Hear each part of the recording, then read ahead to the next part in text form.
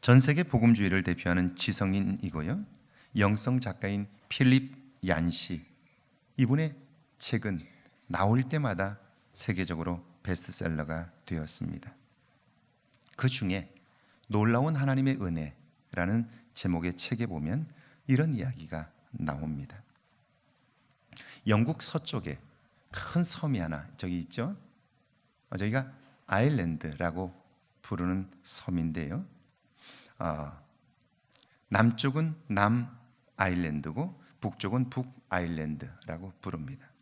남쪽의 아일랜드는 90% 이상이 캐톨릭이고요, 북쪽의 아일랜드는 70% 이상이 개신교도들인데요, 서로 오랫동안 종교 간의, 지역 간의 분쟁이 심각했습니다. 1987년 북아일랜드 벨패스트의 작은 마을에서 재향군인의 날 행사가 있었습니다.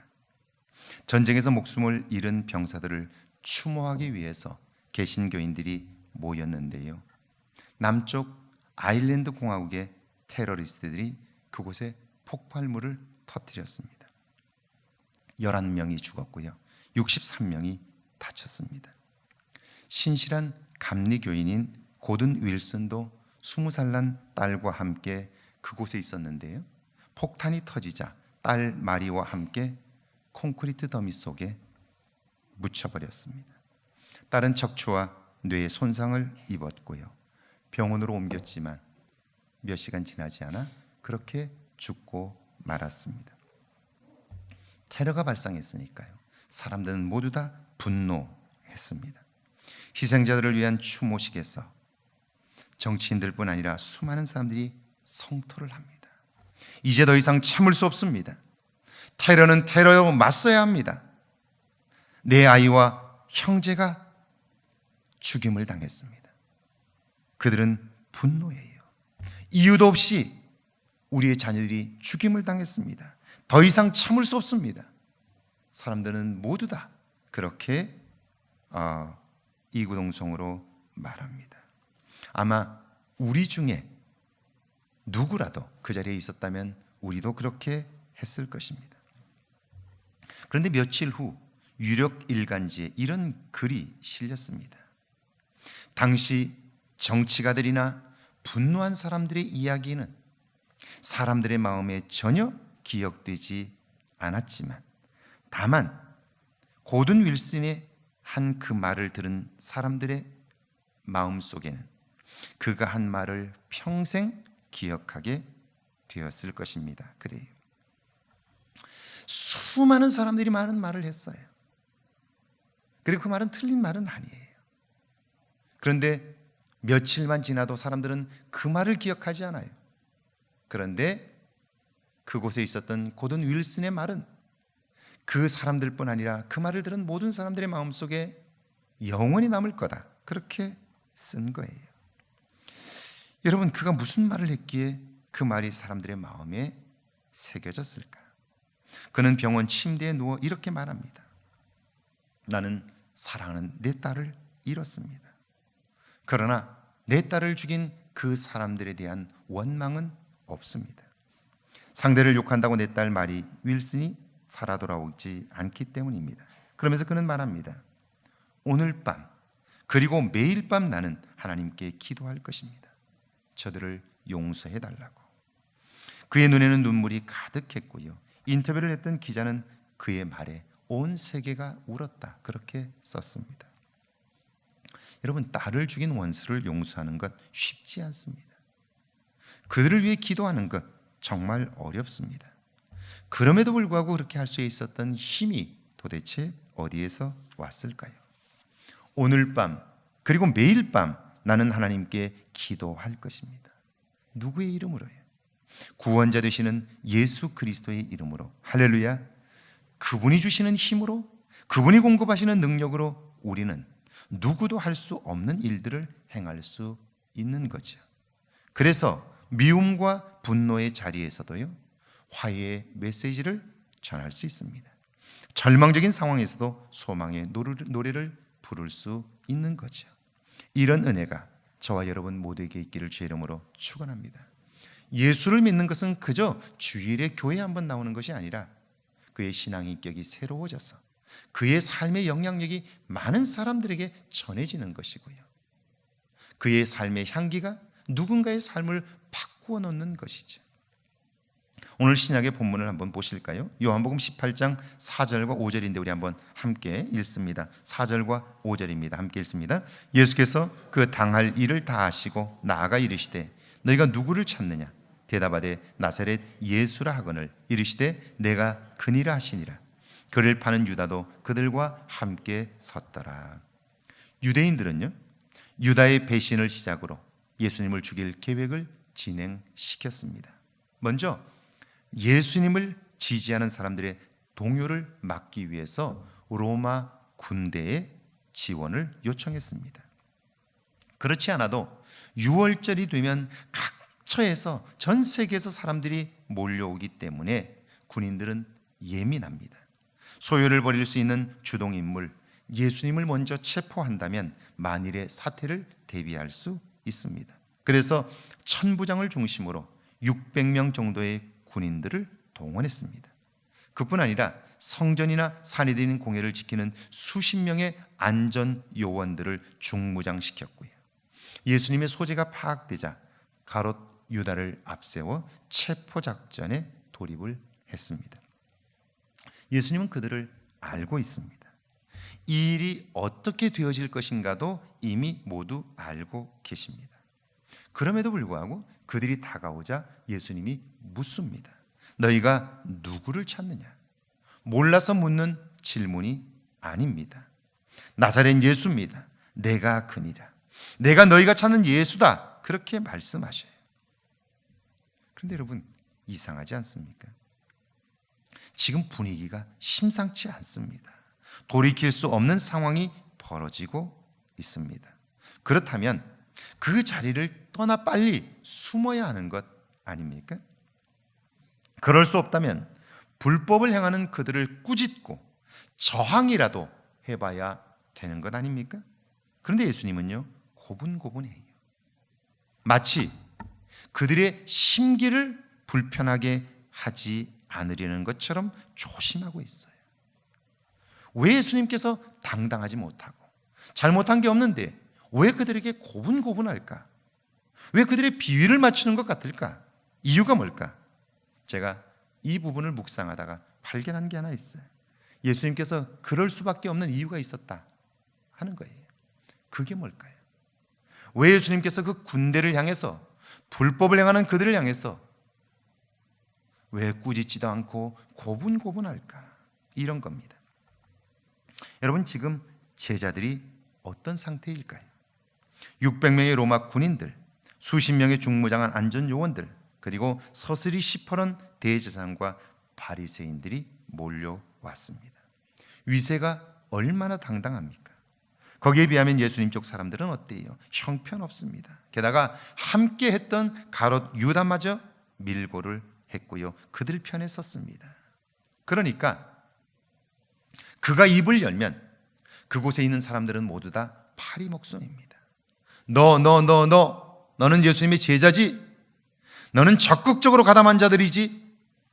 유다가 지명을 하면요, 예수님뿐 아니라 그들 역시 끌려가 죽임을 당할 수 있는 거예요. 그러니까 예수님 주변에 있는 사람들은 지금 두려워 떨고 있는 거예요. 이제 우리도 죽었구나. 그들로서는 그렇게 생각할 수밖에 없습니다. 그 상황을 파악하고 있는 제자들과 그 주변에 있었던 사람들은요, 자기들 스스로 그 위기에서 벗어날 수 없습니다. 예수님도 잡혀가는 상황에서 자기들이 살아날 가능성 없어 보입니다. 여러분, 이런 그들이 위기에서 벗어날 수 있을까요? 상황적으로 보면 그들에게는 방법이 없습니다. 예수님과 함께 끌려가 죽임을 당할 수밖에 없어요. 왜냐하면 유다가 그 앞에 있기 때문이죠.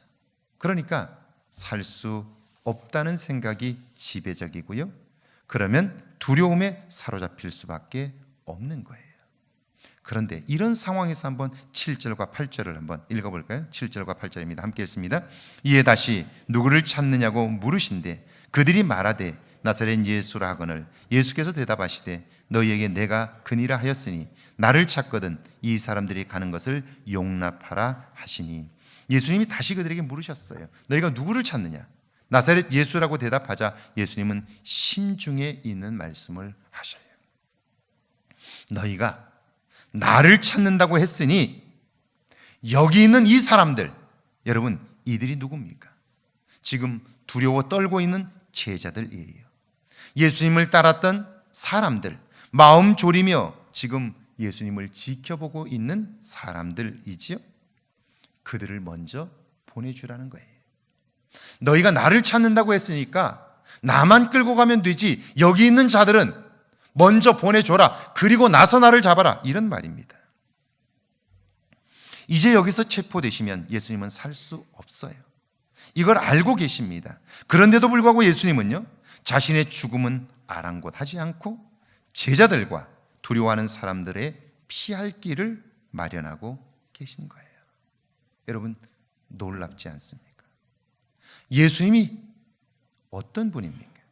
예수님은 자기의 죽음을 아시면서도 마지막까지 두려워 떨고 있는 제자들과 그 주변에 있는 사람들의 목숨을 걱정하시고 그들의 안전을 먼저 생각하셨다.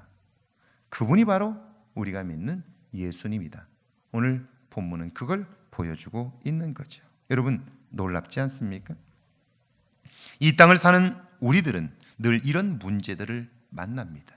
두렵고 떨리는 문제는 있으나 해결할 방법이 없는 상황들, 이런 것들이 우리를 힘들게 합니다. 좌절하고 절망하게 합니다. 여러분 우리가 기억해야 할 것은요, 이런 상황들을 만날 때 우리에게는 소망이 없습니다. 그 문제를 해결할 만한 능력도 없습니다. 그렇기 때문에 포기해야 할까요? 그렇지는 않습니다. 우리에게 능력은 없지만 우리에겐 그때에도 피할 길을 주시는 예수님이 계시기 때문이죠. 그래서 우리는 어떤 상황에서도 일어날 수 있게 되고요, 승리의 노래를 부를 수 있게 되는 거예요. 능력이 우리에게 있기 때문이 아니라 마지막까지 죽음의 길을 가면서까지라도 우리를 보호하시는 주님, 우리를 먼저 피할 길로 대피시키시는 주님, 그분이 계시기 때문에 우리는 어떤 경우에도 실망하지 않고 다시 일어날 용기를 얻을 수 있는 거죠. 그분을 믿는 믿음 안에서 말입니다. 신실한 믿음의 여인 모니카, 이 여인의 마음에는 이루 말할 수 없는 고통이 있었습니다. 참 똑똑하고 준수한 아들이 있는데요, 그가 자꾸 딴 길로 가는 거예요. 그러면 안 된다고 권면도 하고 때로는 사랑에 매도 들었어요. 그런데도 아들은 달라지질 않습니다. 아니 더 엇나가는 거예요. 어느 날 그 아들이 고향을 떠나 로마로 가겠다고 말합니다. 당시 로마는 세계 수도니까요, 배울 게 많습니다. 그러나 도시의 이면에는 음란하고 퇴폐한 문화가 지배하고 있습니다. 이걸 아니까 엄마는 말립니다. 가면 안 된다고 붙잡았는데요, 엄마를 뿌리치고 그는 로마로 갔습니다. 가서 어떻습니까? 이 여자 저 여자를 만나 자식들을 낳았고요, 이단 종파에 빠져 인생을 낭비했습니다. 결국 삶의 무의미함을 느끼게 되었고요, 허무함을 느끼게 되면서 그는 이런 인생 살 필요가 없다고 여겨 기차 선로 위에 누웠어요. 그렇게 드러눕고 말았습니다. 여러분 아들은 지금 저 먼 곳에서 소망 없는 삶을 살고 있습니다. 기차 선로 위에 누워 스스로 목숨을 끊으려고 하고 있어요. 이런 상황에서 어머니가 할 수 있는 일이 뭡니까? 여러분 이 아들과 어머니에게 소망이 있습니까? 그런데 있습니다. 어떤 상황, 어떤 경우에도 우리에게 피할 길을 주시는 예수님을 바라보는 한, 그분의 도움을 구하는 한 우리에게는 소망이 있는 거예요. 어머니는 그분의 이름으로 기도합니다. 10년을 넘게 기도했지만 자식은 달라지지 않았어요. 그럼에도 내 형편과 처지를 알고 계시는 주님, 그분은 분명 우리에게 피할 길을 주십니다. 이걸 믿고 기도한 거지요. 그랬더니 어때요? 예수님은 이 어머니의 믿음 위에 소망의 싹이 자라나게 하셨고요. 드디어 꽃을 피웠습니다. 그가 누굽니까? 그가 기독교 역사상 가장 위대한 작가요, 신학자요, 목회자인 어거스틴입니다. 성자로 추앙받은 어거스틴. 사실은 오늘 기독교는요, 이 어거스틴이라고 하는 한 사람의 신학적 토대 위에 서 있습니다. 그의 남긴 책과 글 속에 기독교가 서 있다고 말해도 과언이 아닐 정도로 그는 기독교 역사상 가장 위대한 인물 중에 한 사람입니다. 사도 바울과 견줄 만한 그런 사람이 되었습니다. 오늘 우리가 사는 세상 어디에 소망이 있습니까? 피난처를 마련하시는 주님께만 소망이 있습니다. 그 소망의 주님을 온전히 마음에 모시는 저와 여러분 되시기를 주의 이름으로 축원합니다. 그렇다면 여러분, 예수님은 왜 우리에게 피할 길을 주실까요? 그분이 왜 자기가 죽으러 가는 그 길에서도 제자들을 생각하고 그리고 자기를 따랐던 사람들의 생명을 보호하는 걸까요? 오늘 보면 9절을 보면 그 이유가 나옵니다. 9절을 한번 같이 읽어볼까요? 9절입니다. 시작. 이는 아버지께서 내게 주신 자 중에서 하나도 잃지 아니하였사옵나이다 하신 말씀을 응하게 하려 함이러라. 어렵게 되어 있어요. 그런데 세번역 성경을 보면 쉽게 이해할 수 있습니다. 이렇게 말씀하신 것은 아버지께서 나에게 주신 사람을 나는 한 사람도 잃지 않았습니다 하신 그 말씀을 이루게 하려는 것이었다는 거예요. 다시 말하면 예수님께서 전에 하나님과 약속한 것이 하나 있는데요. 그것은 내가 사랑하는 사람, 나를 사랑하고 나를 믿고 따르는 사람, 그들 중에 단 한 사람이라도 소홀히 여기지 않겠다 약속을 하셨다는 거예요. 고통과 아픔 속에 있을 때 그냥 두지 않겠다는 거예요. 이것이 예수님의 강력한 의지이고요, 우리를 향한 약속입니다. 절대로 내가 사랑하는 사람 그리고 나를 사랑하는 사람은 내가 그 생명을 소홀히 여기지 않겠다, 그냥 놔두지 않겠다, 내가 마지막까지 그의 생명을 지키겠다 약속하셨고요, 이 약속으로부터 우리의 삶의 소망이 시작이 되는 거예요. 그러고 보니까 요한복음 21장의 말씀이 이해가 됩니다. 부활하신 예수님께서 실패한 베드로, 밤새도록 수고하여 지친 베드로, 이제 더 이상 소망이 없는 베드로에게 내가 나를 사랑하느냐 그것만 물으셔요. 할 말이 정말 많아요. 어떻게 네가 그럴 수 있느냐, 네가 뭘 잘못하지 않았느냐, 네가 뭘 잘못했는 줄 아느냐, 별별 말씀하실 게 정말 많아요. 그런데 다른 말씀하시지 않아요. 네가 나를 정말 사랑하느냐 라고만 물으셔요. 한 번도 아니고 무려 3번씩이나 물으셨어요. 여러분, 왜 그러는 걸까요? 이유가 뭘까요? 베드로뿐 아니라 지금 우리는 소망 없는 세상을 살고 있습니다. 정치가 변하고 경제가 나아지고 복지 예산이 아무리 늘어도 인간의 근본적인 문제는 해결되지 않습니다. 그래서 소망을 이 땅의 구원자로 오신 예수님께 두라는 거예요. 그분은 어떤 경우에도 우리에게 피할 길을 주셔요. 그런데 문제는요, 우리가 그걸 온전히 믿으려면 그분과 사랑의 관계를 맺어야 하는 거예요. 사랑하면 어떻습니까? 그 사람을 믿을 뿐 아니라 믿어서 몸과 마음을 다 주잖아요. 사랑하지 않고 온전한 믿음의 관계를 이룰 수는 없습니다. 그러니까 베드로의 실패는요, 믿음의 실패요, 좀 더 엄밀하게 말하면 사랑의 실패인 것이죠. 그래서 예수님은 베드로에게 3번씩이나 내가 나를 사랑하느냐 물으신 거예요. 여러분, 믿음에서 그분을 향한 사랑을 빼버리면 믿음은 껍데기밖에 없는 거예요. 아무런 힘을 발휘할 수가 없는 거예요. 그러니까 믿음 안에 사랑이 있으면 그 사랑이 그로 하여금 온전히 몸과 마음을 다하여 사랑하게 하므로 그분이 행하시는 일들을 통하여 어떤 경우에도 그분이 여시는 피난의 길, 그분의 도우시는 손길을 경험할 수 있게 되는 거죠. 제가 바닷가 옆에서 살아서 저는 아마 걸으면서부터 수영을 했던 것 같아요. 바닷가에서 살았어요. 제가 바닷가에서 살면서 신기한 걸 하나 봤어요. 저희 집은 바닷가에서 한 불과 120m 정도밖에 안 떨어져 있습니다. 3살, 4살 때부터 바닷속에서 살았어요. 수영하면서. 참 신기한 건요, 누구도 돌봐주는 사람이 없는데 3살, 4살 때부터 파도가 쳐도 파도 속에 들어가 살아도 단 한 명도 우리 동네에서는 물에 빠져 죽은 아이가 없어요. 누가 물에 빠져 죽느냐면 서울에서 온 사람들이 꼭 물에 빠져 죽어요. 그것도 수영을 좀 한다는 사람들이 빠져 죽어요. 왜 그럴까요? 이유는요, 우리는 어떻게 파도를 이용하는 줄 알아요. 어려서부터 바다에서 살았기 때문에 파도가 치면 파도를 이용하는 법을 알아요. 이미 몸으로 터득하고 있어요. 그런데 이걸 모르는 사람은 당황하면요, 파도에 휩쓸리면 자기 스스로 살겠다고 허우적대다가 힘이 빠져서 죽는 거예요. 우리는 본능적으로 알아요.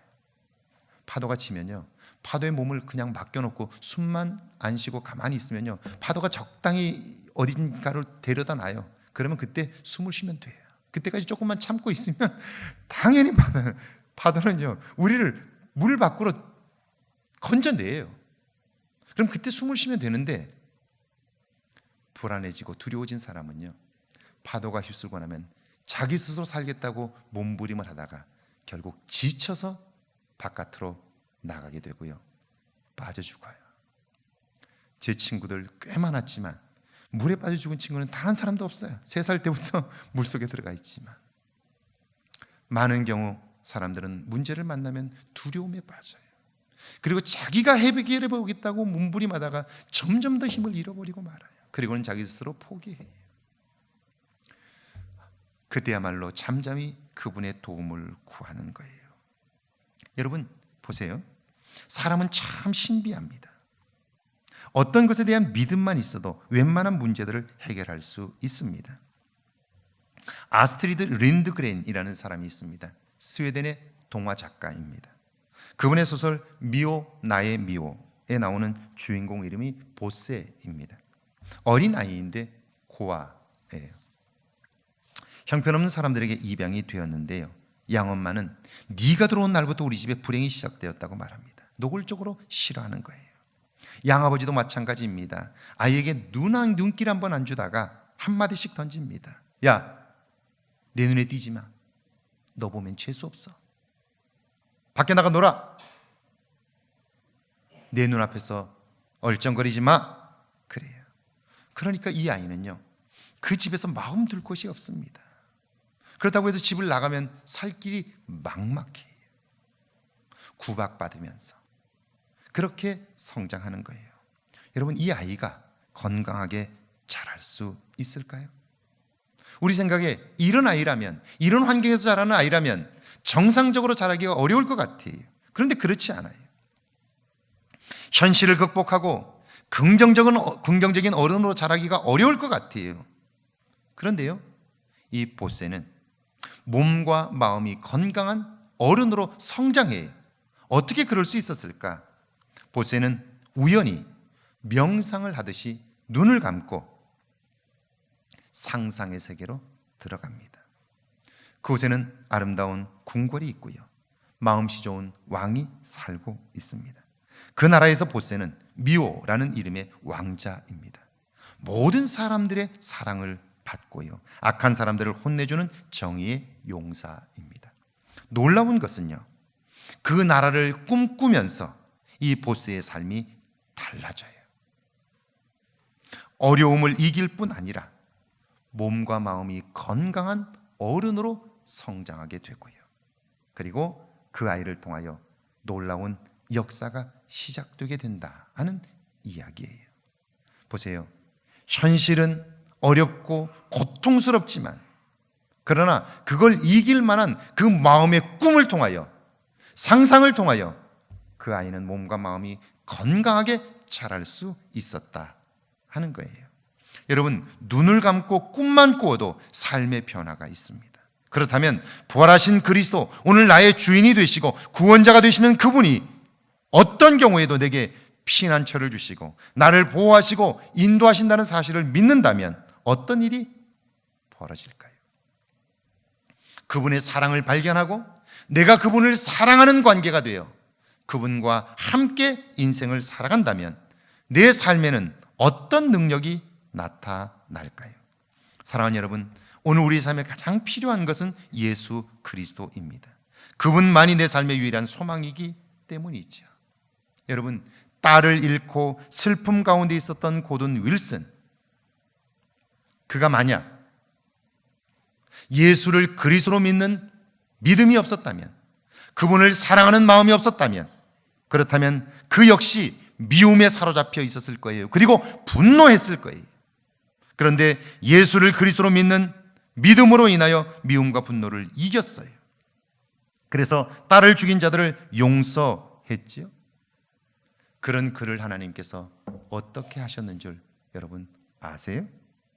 폭탄 테러를 계획했던 개신교 과격파들의 손에서 폭탄을 내려놓게 했어요.